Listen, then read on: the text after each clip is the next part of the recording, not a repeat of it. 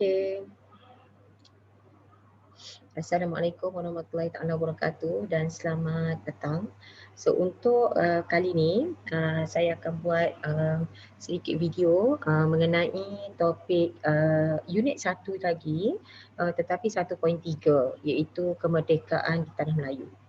Okey ya. So saya share screen untuk kemerdekaan tanah Melayu. Baik ya.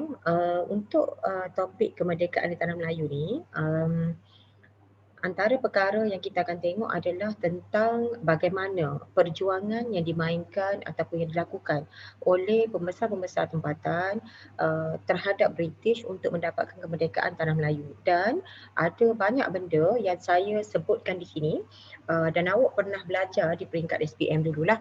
Okey, sebagai contohnya bila saya sebut Malayan Union. Jadi benda tu awak dah familiar lah ya.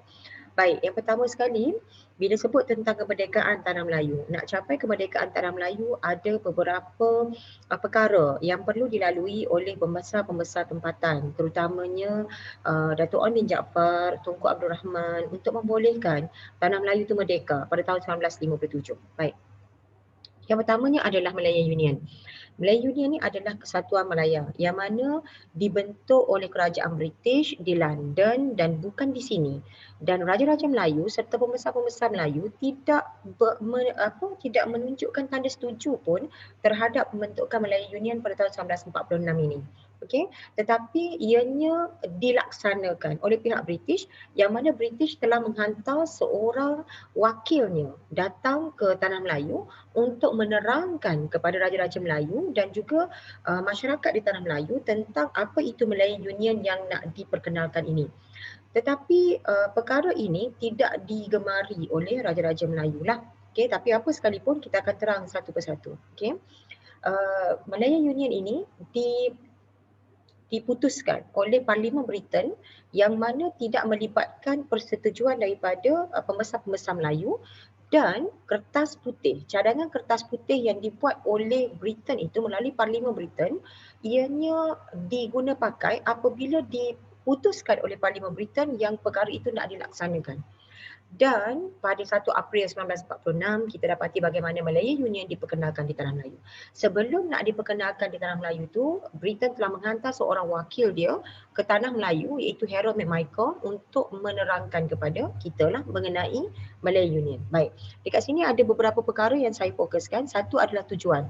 Kenapa Malayan Union tu dibentuk? Antara salah satu sebab Malayan Union tu dibentuk adalah kerana British ni sebenarnya nak jaga kepentingan dia di sini. Yang pertama. Yang kedua adalah bila British masuk untuk kali kedua ke tanah Melayu ni, dia nak pastikan kos pentadbiran dia juga dapat dijimatkan. Bila nak jimatkan kos pentadbiran, so kita dapati ada beberapa perancangan yang telah dibuat oleh British, termasuklah pelaksanaan Malayan Union. Okey.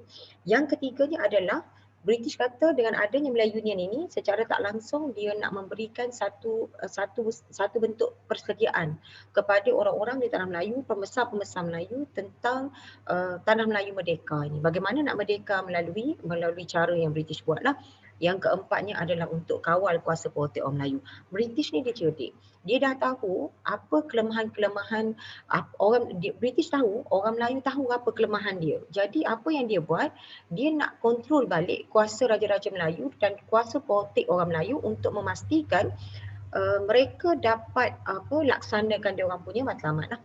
Okey, antara ciri-ciri Malayan Union ni, dia ada gabungan. Dia nak buat satu bentuk gabungan yang mana gabungan ini adalah 9 negeri Melayu, 2 negeri Selat. Apa itu 9 negeri Melayu? 9 negeri Melayu yang dimaksudkan ini adalah 4 buah negeri Melayu bersekutu. Perak, Pahang, Perak, Pahang, Selangor, Negeri Sembilan. Ada 4 buah negeri Melayu bersekutu. Kemudian ada 5 buah negeri Melayu tidak bersekutu. Kelantan, Terengganu, Kedah, Perlis dan Johor. Okey, so ada 5 buah negeri Melayu tidak bersekutu. Gabungan 2 tu dia jadi 9 negeri Melayu, 2 negeri Selat. Negeri Selat ada 3. Singapura, Pulau Pinang dan Melaka. Tetapi untuk gabungan Malayan Union ini hanyalah 2 negeri Selat sahaja, iaitu Pulau Pinang dan juga Melaka. Singapura diasingkan secara ataupun ditadbirkan secara berasingan. Ini kerana British nak jaga kepentingannya yang ada dekat Singapura itulah. Okey. Yang ketiganya adalah ketua kepada Melayu Union adalah dikenali sebagai Gabenor. Ya, yang mana Gabenor ini mempunyai kuasa yang sangat besar mengatasi kuasa yang ada pada Raja-Raja Melayu. Okey. Yang keempatnya adalah kewarganegaraan secara josoli ataupun kewarganegaraan secara sama rata. Siapa-siapa je nak jadi warga negara Malaysia, so dia boleh dapat taraf warga negara melalui Malaya Union. Kenapa? Sebab warga negara melalui Malaya Union ini adalah British punya warga negara. Bermakna mereka akan jadi warga negara Britain. Ya, bila warga negara Britain, mereka boleh menetap di mana-mana negara yang pernah dijajah oleh Britain. Ya. Dan yang kelimanya adalah Raja-Raja Melayu. RRM itu adalah Raja-Raja Melayu sebagai penasihat kepada Gabenor, agama dan juga adat sahaja. Jadi Raja-Raja Melayu ni tak ada kuasa. Jadi kalau kita tengok dari segi tradisinya, Raja-Raja Melayu mereka ni mempunyai kuasa yang sangat besar dalam pentadbiran. Tetapi apabila dilaksanakan Melayu Union ini, maka kuasa Raja-Raja Melayu itu akan hilang. Baik, antara kesan kenapa Melayu Union ni dilaksanakan, dia menyebabkan orang Melayu ni menentang. Dan ada kadang-kadang timbul satu persoalan, kenapa orang Melayu menentang Melayu Union? Jadi dekat sini saya senaraikan ada 5 benda kenapa orang Melayu menentang. Satu, orang Melayu menentang sebab orang Melayu merasakan bahawasanya Malaya Union, MU bukan Manchester United, tapi Malaya Union ni digubal tanpa mengambil kira pandangan orang Melayu. Itu yang pertama. Yang kedua, persetujuan Raja-Raja Melayu tidak sah sebab tidak mengikut perlembagaan negeri-negeri Melayu. Yang ketiganya adalah sikap Harold McMichael. Dan kalau kita tengok dari segi sejarahnya, Harold McMichael ni dia adalah pegawai khas daripada pejabat tanah jajahan British di London yang dihantar oleh Queen Elizabeth ke tanah Melayu. Sebelum ini, Harold McMichael ni dihantar ke Palestin untuk merealisasikan pembentukan negara Israel. Jadi dekat sini, kita tengok bagaimana sikap yang ditonjolkan oleh Harold McMichael ini akan memberi kesan yang sangat mendalam kepada Raja-Raja Melayu. Yang kelimanya, Malaya Union ini menghapuskan kedaulatan dan juga kuasa politik orang Melayu. Kenapa? Sebab di dalam Malaya Union ini, Raja-Raja Melayu, orang Melayu diketepikan daripada membuat apa-apa keputusan terhadap negaranya. Dan yang kelimanya adalah kerakyatan secara josoli. Josoli maksudnya kerakyatan yang longgar, siapa-siapa sahaja boleh menjadi warga negara sebab warga negaranya adalah warga negara, dia panggil warga negara Malaya Union lah.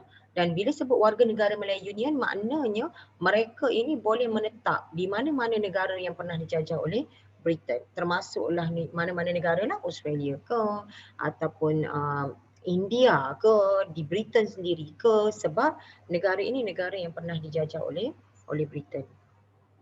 Baik, bila antara cara penentangan yang dibuat oleh orang Melayu terhadap Melayu Union ni adalah satunya adalah melalui ceramah dan juga demonstrasi. Yang keduanya adalah melalui penerbitan akhbar. Warta Malaya pada masa itu menjadi satu medium perantara melalui penulisan sebagai suntikan semangat kepada orang Melayu untuk menentang Malayan Union. Yang ketiganya adalah Raja-Raja Melayu menghantar surat bantahan kepada British. Kemudian orang Melayu ni berkabung ya, selama 7 hari dia pakai songkok, ikatkan bendera putih di songkok ni bertujuan untuk menunjukkan protes terhadap British. Okey, itu Malaya Union. Dan secara keseluruhan, apa yang boleh dinyatakan dalam Malaya Union ini, Malaya Union tidak digemari oleh orang Melayu dan juga pembesar-pembesar Melayu.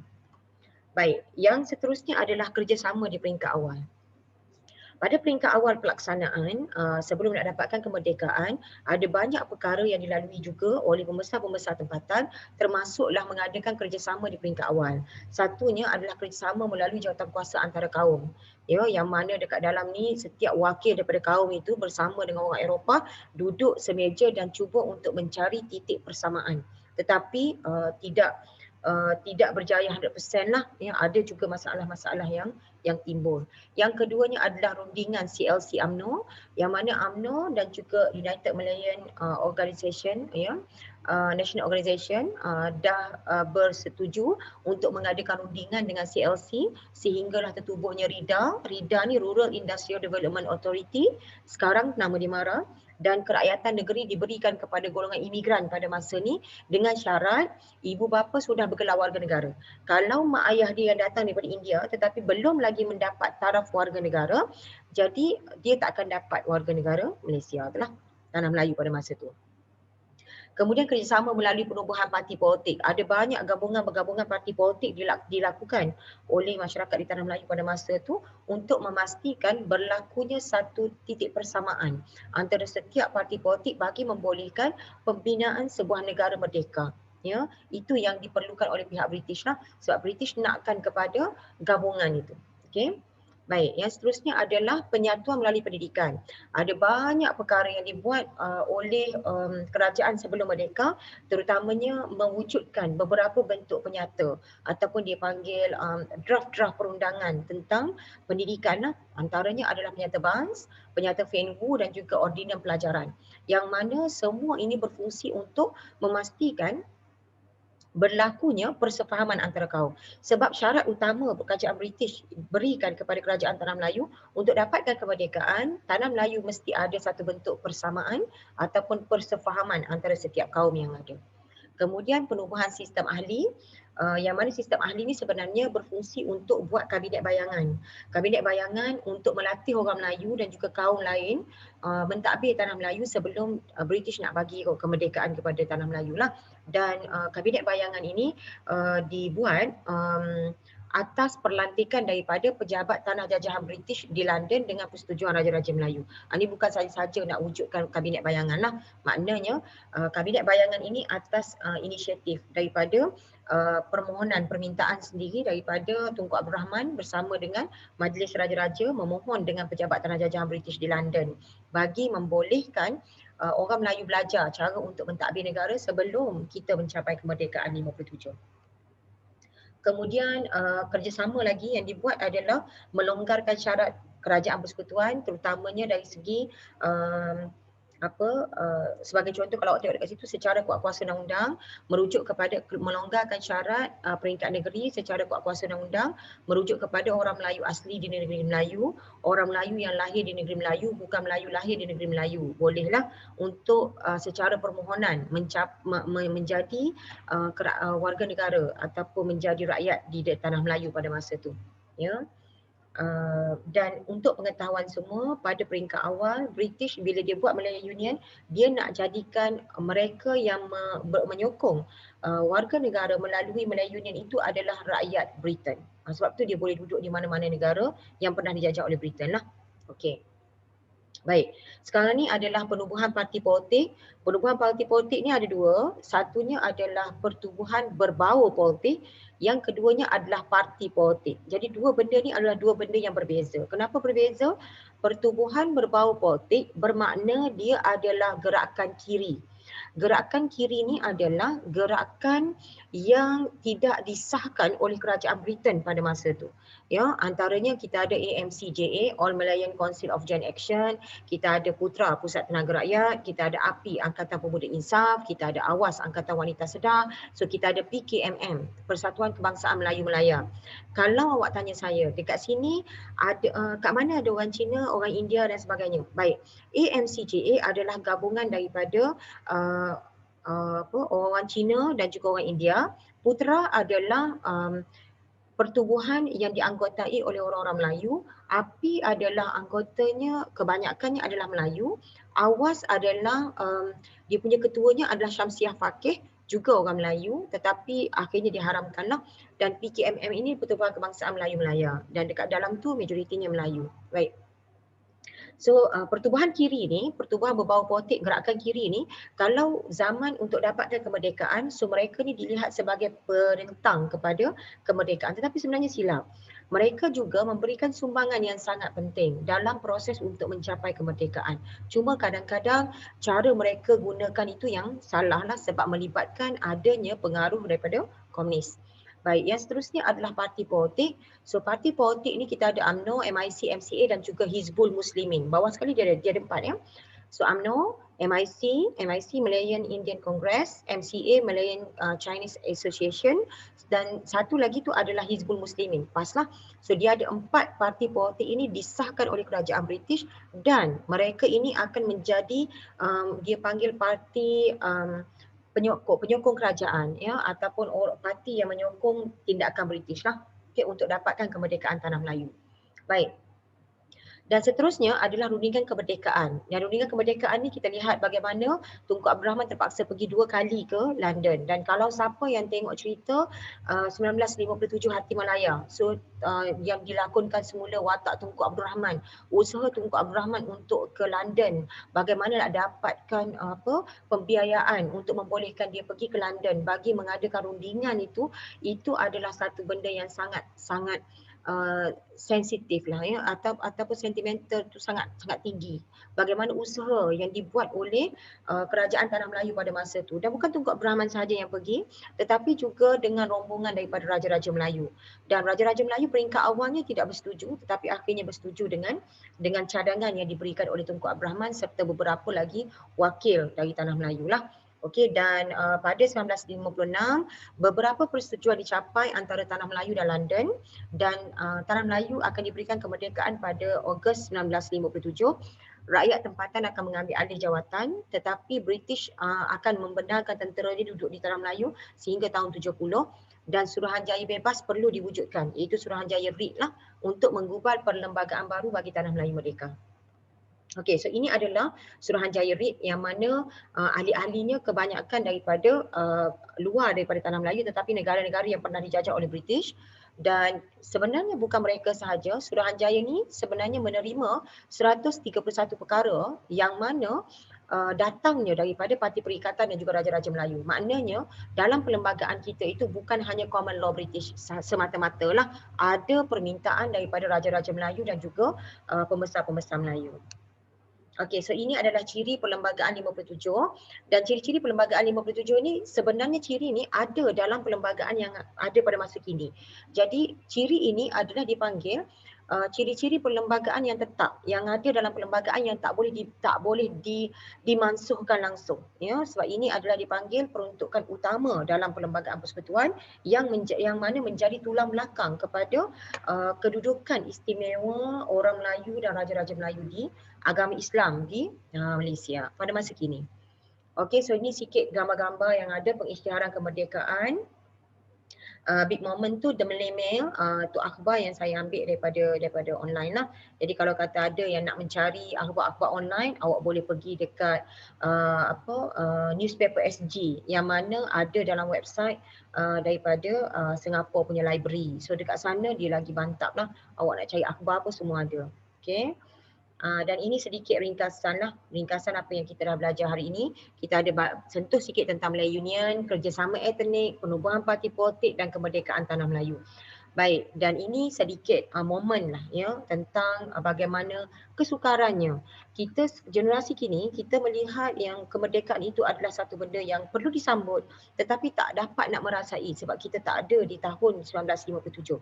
Tetapi percayalah, usaha yang dibuat oleh kerajaan pada masa dahulu itu adalah satu bentuk yang sangat baik untuk memastikan Tanah Melayu merdeka. Baik, saya rasa itu sahaja untuk kuliah pada hari ini.